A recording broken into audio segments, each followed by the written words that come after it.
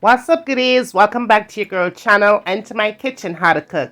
And today we're making stuffed fried fish recipe in the kitchen, fast, easy, and simple.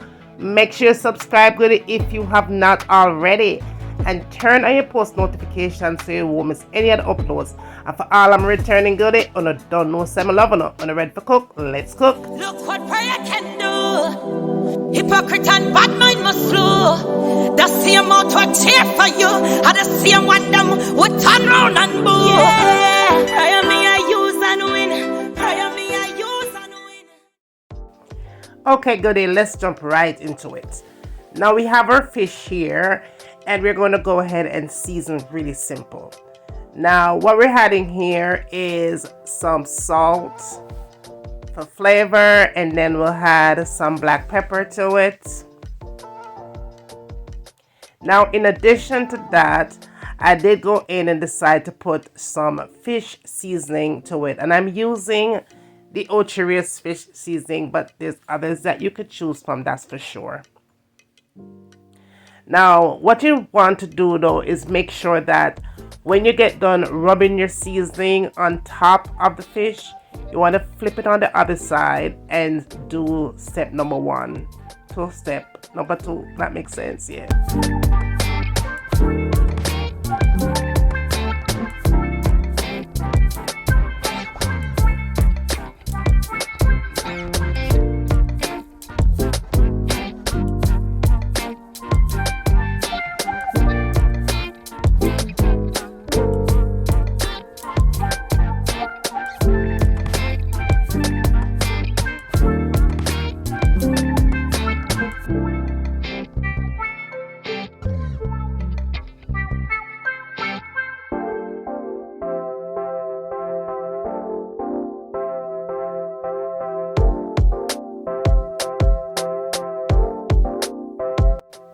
Okay, so up next we have our shrimp here, and I have maybe about 12 uncooked shrimp. Okay, now if you like, you could use cooked shrimp for the recipe as well, it doesn't matter. But the only thing with cooked shrimp, you have to make sure that you do not overcook the fish when you get to the frying process, because the shrimp will become tough inside. So I suggest that you use uncooked shrimp for the recipe.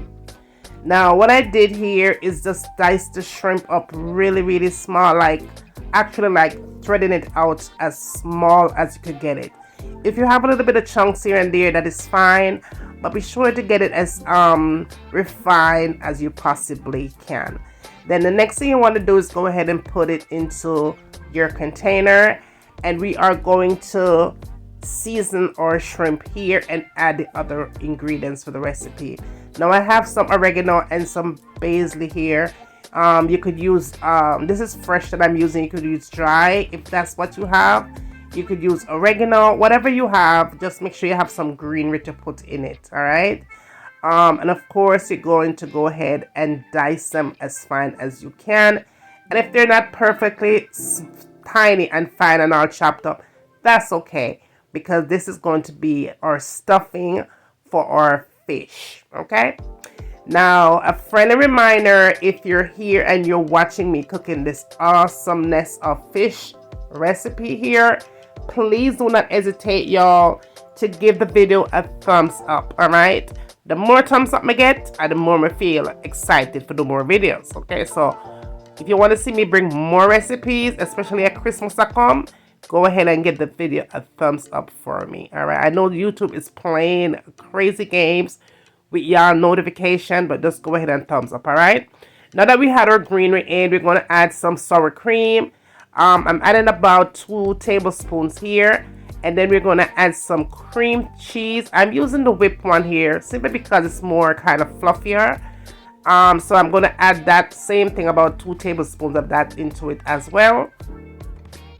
And then I'm going to add some garlic, maybe about a tablespoon of garlic here, and add a little bit of salt and pepper to flavor. All right.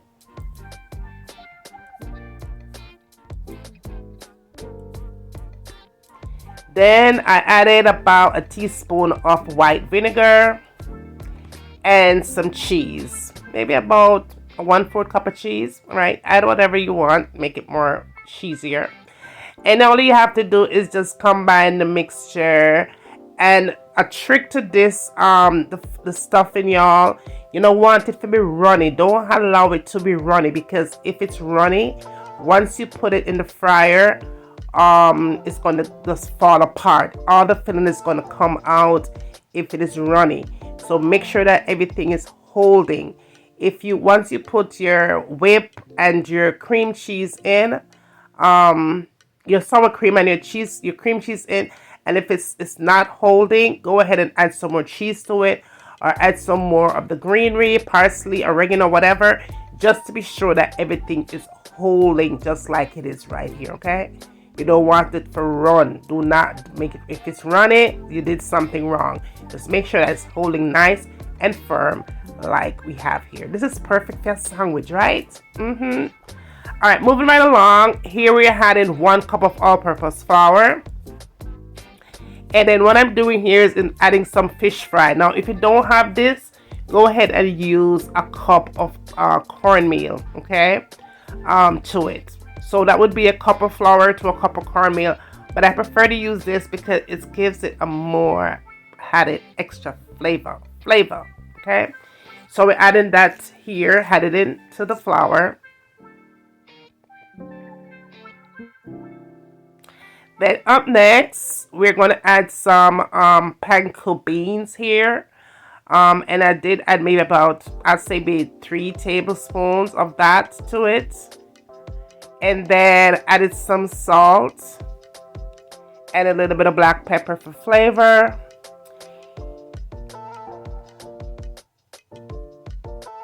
Then I added some fish seasoning. Yes, honey, because we want this thing to taste really nice. And a little bit of paprika for color. Then I added some jerk curry powder, and I'm using the Ochoris brand here. Use whatever that you could find in your kitchen, and just give it a good toss. Make sure that everything is nicely combined really well. And then we move on and get our liquid or wet ingredients. So I added a cup of almond milk, 1 large egg, and a tablespoon of white sugar. Toss that all around. Combine that really nicely here. And then we are all set to go. Now we are going to do the stuffing. Stuff this fish really good. So, like I said, be sure that your stuffing is not runny, because, honey baby, if it's runny, it is a disaster. Disaster is going to happen. So we go ahead and put our stuffing in. I did have quite a bit of to mine, but if the less stuffing you put, the less problem you're going to have. But I'm going to show you how to be sure that your filling doesn't fall out, okay? And I'll show you in this tutorial. Yes, but all right, so here I'm putting my stuffing in, and you want to spread it out as much as you can get it. But again, do not overpower the middle, the stuffing in the thing, right? And then you just want to close it up. Just place the fish on top, just like so. And try not to kind of press it too much. Just make sure it's nice and set evenly. Now, what I did do here, I have some sis kebab sticks because my fish is really big. Of course, if you don't have this, you could use toothpick. Toothpick works amazing, but I decided to use the sis kebab sticks simply because, again, my fish is really big here, right? These slices are really big. You just want to go ahead and just push it in the corner very gently, just like so. Let's push it in on both sides. We're going to do, and this will ensure that your filling doesn't fall apart, okay?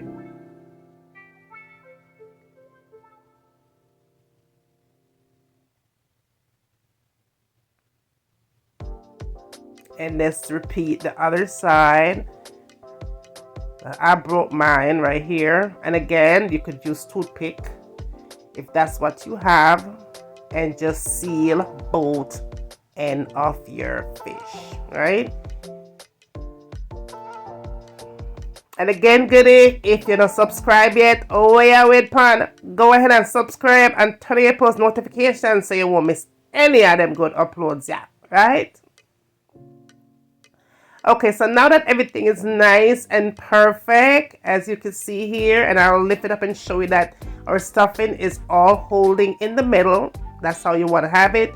Just go ahead and just kind of dip it into your wet ingredients gently. Gently, y'all. Gently, okay? Gently. Just get the wet ingredients on the fish and then place it into your dry ingredients. Now, this is where the magic happens. You want to press down the dry ingredients into the fish. Make sure that it is well cleaned to the fish and all sides.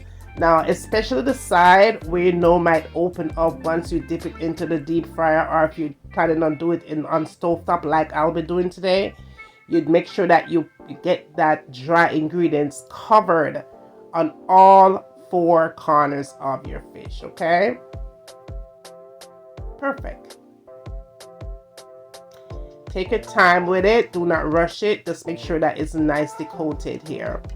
Now, as far as your oil is concerned, I'm using stovetop, okay? You want to get like a wooden spoon and put it in the oil. If it's frying like that, that means the oil is ready. But sure though, to check the corner of your pat, because that is where the less heat is. If everything is frying nicely, that means your oil is at least at 350 degrees and it's okay to pop it in the oil. Now we're putting it in, okay, and it starts to fry immediately. Now after about, I'll say 3 minutes, you go ahead and you turn it because it's ready to turn, and you can see it's nice and beautiful. And then I went back another 3 minutes and kind of flipped it again. And then removed it from the middle of the pan really and kind of let it cook also in the corners, and just went back and turned it again another 3 minutes. And the thing, look at the side, you see how that filling is just holding inside. After about 8 minutes or 9 minutes, it was done, okay? Perfect. And nothing came out. All of the filling just stayed inside where I wanted it to be. And I'll just show you guys how the other 3 looks, because I did prepare 3 of these bad boys, okay? The aroma from this thing is smelling off the chain,